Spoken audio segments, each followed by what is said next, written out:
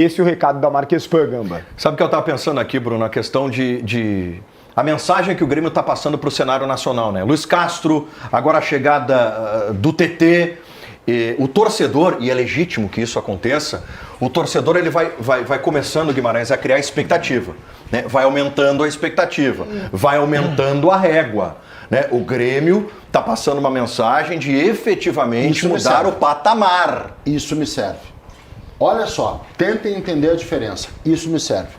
Quando a expectativa é criada meramente em discurso, eu acho uma droga, cara. Eu acho perigoso demais. O que é a expectativa criada em discurso? É o cara falar, pô, nesse ano a gente vai fazer isso.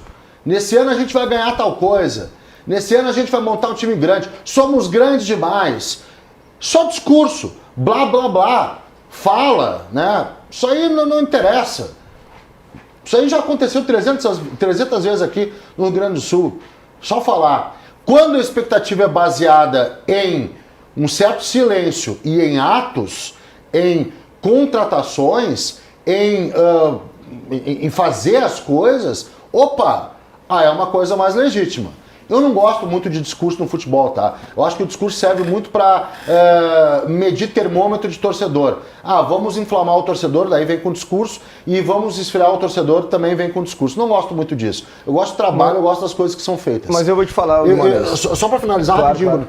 Eu só acho que a expectativa ela tem que ser legal, beleza, melhor que o ano passado, mas ela precisa ser medida também em relação aos outros. Torcedor, entenda, eu acho que é um início promissor, mas ainda o Grêmio está muito, muito longe de Palmeiras, de Flamengo, ainda está muito longe de Cruzeiro, tá? Para pegar 3 exemplos que se reforçaram e vão se reforçar mais. E são esses os adversários que o Grêmio vai ter em pelo menos 2 competições no ano, né? Mas é que assim, ó, a gente tá falando de Palmeiras e Flamengo numa primeira prateleira, tá? Eles estão lá no primeiro patamar do futebol. Só que existe uma segunda prateleira que eu olho para ela e até então eu não estava vendo o Grêmio. Esse é o problema. O Grêmio estava numa terceira prateleira. Então o Grêmio está se recolocando... A Cruzeiro eu acho que está acima. Numa situação muito melhor. O Cruzeiro eu acho que está entre a segunda e a primeira. Ele não está numa primeira prateleira, mas ele está melhor do que vários. Mas ao mesmo tempo é um Cruzeiro que foi eliminado na semifinal da Copa do Brasil, perdendo em casa para o Corinthians. Então o que o torcedor do Grêmio está vendo hoje é que prioritariamente, o Grêmio tem que melhorar em relação a ele mesmo.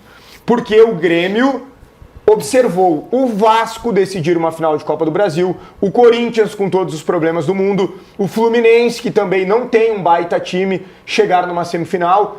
Dá para chegar.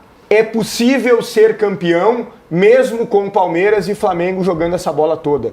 Agora, não é possível se tu não te colocar nem mesmo numa segunda prateleira. Eu acho que o TT é um jogador que chega e soma. A gente pode olhar para 30 milhões de reais e dizer, é muita grana. Mas vamos comparar então. Para contratar o Roger Guedes, por exemplo, que para mim é bem melhor do que o TT, o Grêmio teria que desembolsar 70 milhões de reais. É mais do que o dobro. Se tu for pegar o Kike Oliveira, que não joga no nível que o Grêmio precisa, o Grêmio pagou 26 milhões e meio de reais. Será mesmo que o TT é caro? É claro, como disse o Magrão, para ter uma segurança maior, e eu trabalharia com essa segurança maior, eu pegaria por empréstimo primeiro, com o passe fixado, que seja numa obrigatoriedade de compra. Foi bem, pagou. Cara, 30 milhões de reais hoje em dia para um ponta, olhando o atual cenário, não é muita grana. Eu também não acho muita grana. É muita grana. Eu também não acho muita grana. 30 milhões de reais, tu transforma isso em euros, tu vai ver que é um valor de mercado, tá? 5, mais ou menos. 5 milhões de euros é um valor que o TT... Mas aí que tá, Guimarães. Tem uma coisa que a gente não falou. Se tu quer ser competitivo, tu tem que entender que tu tem que pagar esses valores. Eu acho isso também. Tu tem que pagar esses valores. Eu acho isso também. Tem um detalhe que a gente não falou que é importante, que a gente já sabe, mas é bem importante, tá? Que é uma coisa, o cara sabe. Sabe quem era o treinador do Shakhtar quando o TT é contratado? Naquele momento? É o Luiz Castro. O Luiz Castro trabalhou com o TT no Shakhtar.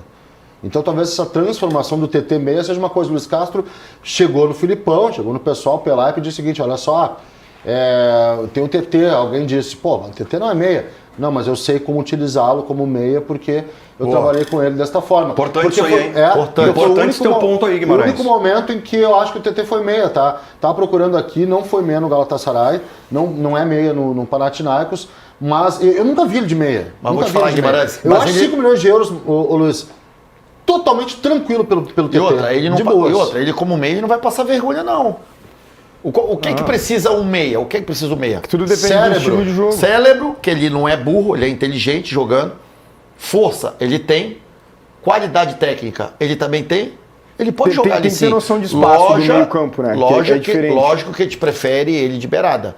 Mas quando o William não puder jogar, Ô, Luiz. ou por problema físico, ele joga ali e ele não vai comprometer em nada. Quem era o nosso meia no brasileiro? Edenilson. E o Edenilson não deu conta do recado em muitos jogos? Cristaldo. Cristaldo não deu conta do recado? Não. Mais ou menos, mas assim, só que nós não estamos falando do Edenilson que não joga ali, que não é um meia de ofício.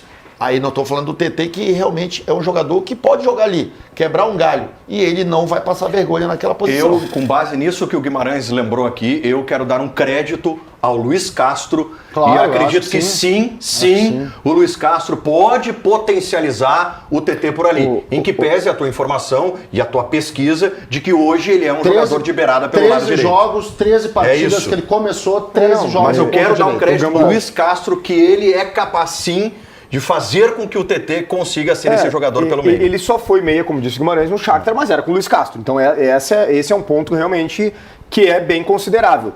E eu quero colocar o seguinte, a gente olha para a lista de reforços do Grêmio e mais precisamente para a lista de prioridades que foi solicitada pelo treinador e a gente vê ali zagueiro, lateral direito, mas nas peças ofensivas, 2 pontas e um meia central.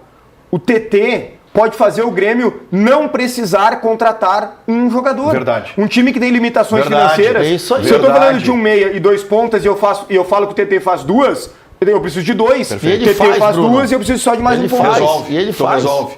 Vamos lá. Seguindo, eu chamo o Magrão aqui, o Magrão aqui pro papo. Eu não sei se o Magrão já tá ok pra gente acionar ele ali. O João tinha me passado ali que tava vendo uma questão técnica, mas acho que tá ok. Pode falar, Magrão. Quero te ouvir também sobre o TT. Não, eu quero falar em cima do time do Grêmio, tá? Tô ouvindo atentamente o debate de vocês aqui e louco para entrar na conversa aí com vocês. Cara, eu tava vendo a tabela aqui, Bruno, que acabou de falar da segunda prateleira, eu vou colocar 3 times, Flamengo, Palmeiras e Cruzeiro.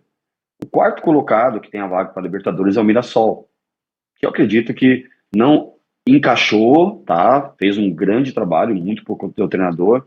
Aí depois vem Bahia, Fluminense, Botafogo.